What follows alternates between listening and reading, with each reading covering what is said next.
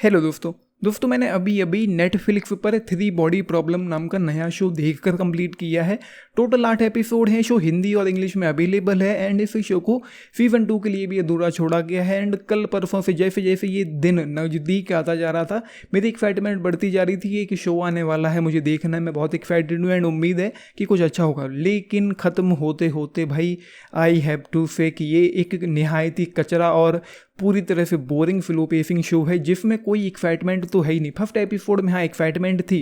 First episode जिस तरीके से चल रहा था इस शो का, बहुत कुछ हो रहा था, बार बार पास्ट में आना, प्रेजेंट में जाना। एंड फर्स्ट एपिसोड खत्म होते होते आसमान में जो कुछ भी हुआ, जो साइंटिस्ट हैं, जो लोग हैं, जो साइंटिस्ट हैं वो सुसाइड कर रहे हैं एंड सुसाइड कर रहे हैं या उनका मर्डर हो रहा है ये भी नहीं पता। एंड लेकिन जो वो लड़की थी जिसने उस कुएं जैसी वो कोई जगह थी, पता नहीं क्या थी, कौन सा रिसर्च स्टेशन था जहाँ पर उसने कूद कर सुसाइड किया, जहाँ पर वो नीचे पानी में जाकर गिरी, तो वो सुसाइड ही था। लेकिन उसके अलावा और जो साइंटिस्ट हैं उन्होंने सुसाइड क्यों किया, उतने अच्छी सी चीज़ों को यहाँ पर बताया ही नहीं गया। एंड इस शो की जो सबसे ख़राब चीज़ मुझे लगी है वो उनमें से एक है इसकी पेसिंग, पूरी तरह से स्लो है एंड कोई इंटेंसिटी एक्साइटमेंट नहीं है इस शो में। फर्स्ट एपिसोड में थोड़ी थी लेकिन उसके बाद फर्स्ट एपिसोड भी आपको पूरी तरह से हुक एंड बुक करके नहीं रख पाता, क्योंकि राइटिंग भी अच्छी नहीं है, पेसिंग अच्छी नहीं है, ट्रीटमेंट अच्छा नहीं है, डायरेक्शन अच्छा नहीं है, स्क्रीन प्ले अच्छा नहीं है। एंड जिस तरीके से ये चलता जा रहा है 5 एपिसोड तक तो चलो ठीक था, 5वें एपिसोड का जो एंड था जहाँ पर वो शिप जजमेंट डे तबाह हुआ, बर्बाद हुआ, वो शॉट कुछ अच्छा था। लेकिन उससे पहले ही मैं इस शो से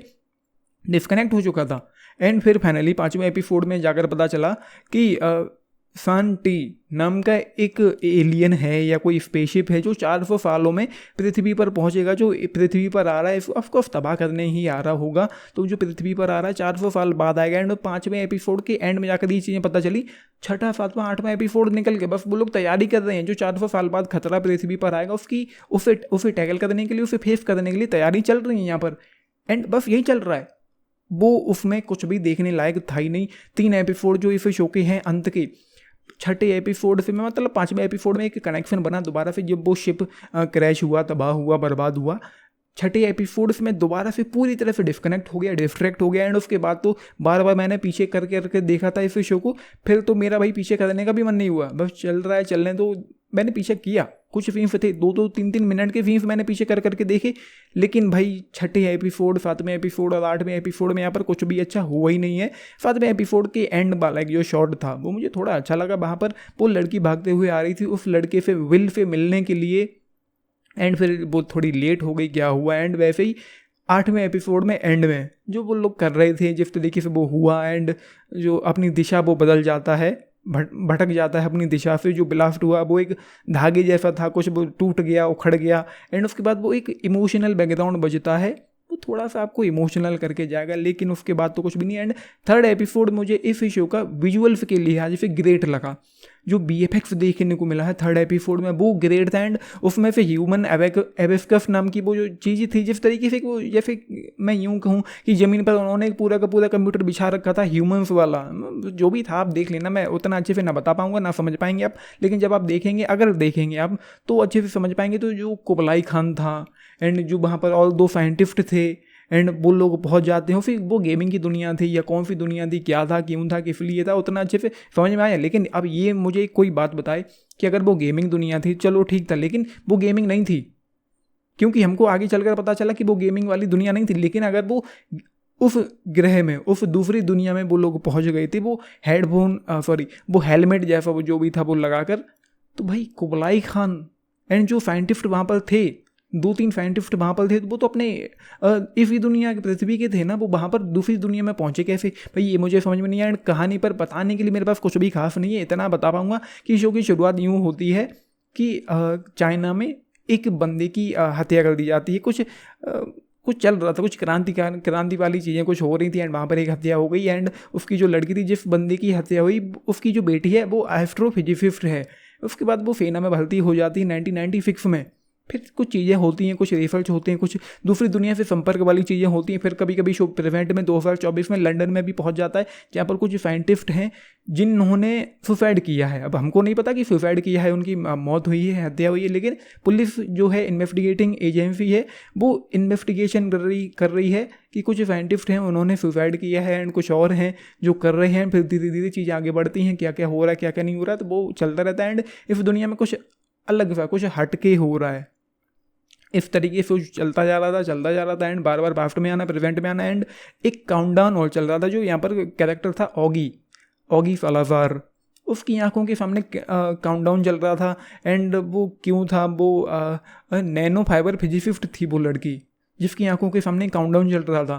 फिर वो काउंटडाउन बंद कर देती है, फिर वो अपनी जो रिसर्च थी या वो जो कुछ भी कर रही थी नैनो फाइबर, वो बंद कर दी थी, फिर काउंटडाउन भी बंद हो जाता है। एंड उसके बाद वो जो लड़की थी जिसका नाम था तातियाना, जिसने वो काउंटडाउन रोकने के लिए कहा था, भाई उसका नाम 7वें एपिसोड में जाके पता चला कि उसका नाम हाँ तातियाना है। उससे पहले तो पता ही नहीं था कि ये लड़की एग्जिस्ट करती भी है कि नहीं करती है, कभी दिखाई पड़ती है, कभी किसी को दिखाई नहीं पड़ती। एंड इस तरीके से शो चलता जा रहा था। एंड एक शब्द मैंने बार बार यहाँ पर सुना, लॉर्ड LORD।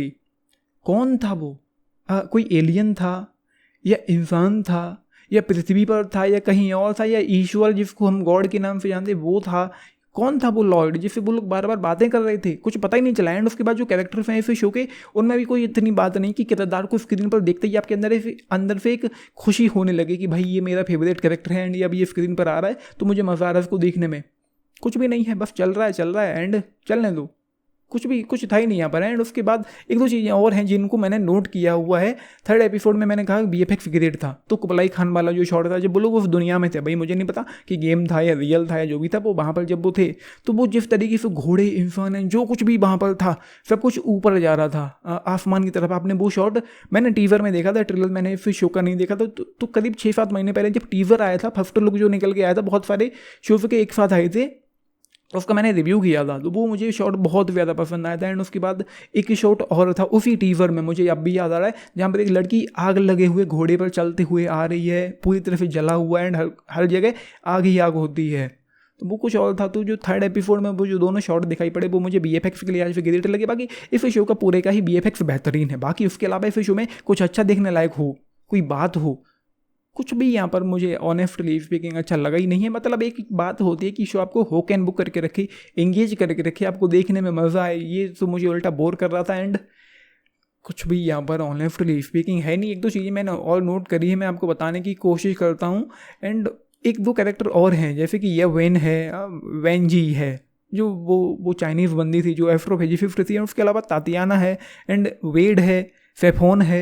इनके बारे में भी कुछ बहुत अच्छे से जानने को यहाँ पर नहीं मिलता है फिर शो में। तो ये सारी चीज़ें हैं यहाँ पर, मुझे ऑनेस्टली स्पीकिंग कुछ भी खास यहाँ पर लगा नहीं है। एंड एक जो चीज़ें और थी, जैसे अफरा तफरी वाला युग था एंड शांति युग था, वो सब क्या हो रहा है, कैसे हो रहा है, समझ में आता है कि 3 सूरज हैं, उनके आसपास पृथ्वी झूमने लगती है तो अफरा तफरी वाला हो जाता है। क्यों है, जो भी है, किस लिए है, इस दुनिया को और अच्छे से समझाना चाहिए था हमको। मुझे नहीं पता कि जिस बुक पर 3 बॉडी प्रॉब्लम पर ये बेस्ड है वो बुक कैसी है, उसकी राइटिंग कैसी थी, उसमें किस तरीके से चीज़ें एक्सप्लोर करी गई, मुझे नहीं पता। लेकिन इस शो में कुछ भी खास अच्छा है ही नहीं।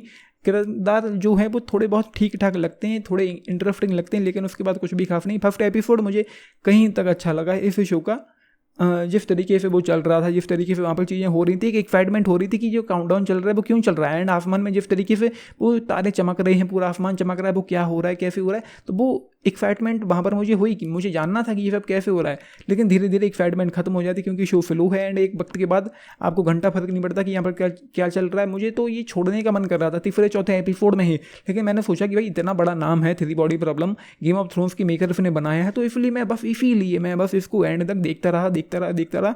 लेकिन मज़ा तो यहाँ पर कुछ भी खास मुझे आ ही नहीं रहा था। तो जस्ट फिर में लंबा खींचते नहीं है, चाहे तो फैमिली के साथ देख सकते हैं, लेकिन एक कंडीशन है। 2nd एपिसोड में एक सीन था जब वो लोग उस दुनिया में थे, उन्होंने अपने सर पर हेडफोन लगाया हुआ था, वो उस दुनिया में थे एंड वहाँ पर एक फुली नेकेड सीन्स दिखाई पड़ते हैं, जहाँ पर बहुत सारे मर्द और औरत फुली नेकेड होकर स्क्रीन पर आपको दिखाई पड़ेंगे। तो अब आप देख लें कि आपको फैमिली के साथ देखना है नहीं देखना। बाकी तो मैं यही कहूँगा कि इसको स्किप कर देना चाहिए। एंड सीजन 2 के लिए मुझे कुछ भी एक्साइटमेंट नहीं है, बड़ा भी एक्साइटमेंट नहीं है। एंड ये यहाँ पर है। बाकी VFX वो ग्रेट है, पूरे शो का ही जितना भी यहाँ पर VFX विजुअल्स है वो ग्रेट है, जो प्रोडक्शन वैल्यू है वो ग्रेट है, सिनेमेटोग्राफी भी अच्छी है, काफ़ी कुछ यहाँ पर अच्छा है, सिर्फ देखने को अच्छा लगता है। लेकिन एक शो के तौर पर कुछ अच्छा ये आपको ऑफर कर पाए, भाई कुछ भी यहाँ पर अच्छा है नहीं। एंड कैरेक्टर्स भी उतने बहुत अच्छे नहीं है। एंड कैरेक्टर्स में जो केमिस्ट्री है, जैसे वो वॉन्ग है अपना जो पुलिस वाला इन्वेस्टिगेशन कर रहा है, उसके बारे में भी कुछ बहुत अच्छे से बहुत खास जानने को यहाँ पर नहीं मिलता। मतलब कहने के लिए मैं और आधे घंटे तक बोल सकता हूँ, लेकिन मुझे आपका टाइम वेस्ट नहीं करना है, तो मैं ये कहूँगा कि इस शो को स्किप कर देना चाहिए। बाकी आपकी मर्जी है, देखना है देख लें। बाकी फर्स्ट एपिसोड देखना शुरू किया, आपको इंटरेस्ट आ रहा है कंटिन्यू करें, वरना नहीं आ रहा तो मेरी बात मान के छोड़ देना। तो ये है Jeffrey twist effort of habit इस शो के लिए देखा है आपने, लेकिन बताना। बाकी हिंदी डबिंग काफ़ी अच्छी है एंड 10 में से अगर आप लोग पूछें तो केवल 5 स्टार्स, 4.5 स्टार्स आउट ऑफ 10 इस शो के लिए आपने देखा है, लिख के बताना। बाकी लाइक शेयर सब्सक्राइब भी करना चैनल को वीडियो, एंड उसके अलावा यहाँ पर कुछ भी नहीं है जो मैंने नोट किया हो एंड मैं बताना भूल रहा हूँ, तो वो सारी चीज़ें हैं। अपने टेक्स्ट लिख के बताना। देखिए नितेश आने पाएगा। Thank you.